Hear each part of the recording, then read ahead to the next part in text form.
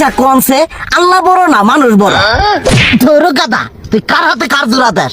কুড়াই আল্লাহ আর কুড়াই মানুষ। যেটা কবার কইছে ওইটা কন। আল্লাহ বড় না মানুষ বড়? আল্লাহই তো বড়। আল্লাহ বড় তাহলে আল্লাহর কথা না হইনা মানুষের কথা শুনেন কে? তুই কি কইতাছস? কি এর আল্লাহর কথা মানে না মানুষের কথা মানে? হ্যাঁ কি আর মানুষের কথা শুনেন তাই না?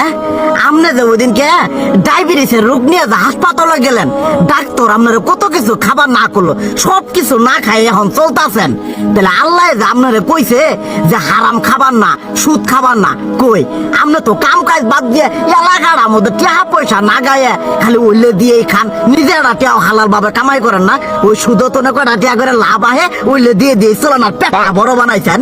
শুনেন একটা কথা কই, হারামের কোনোদিন আরাম নাই।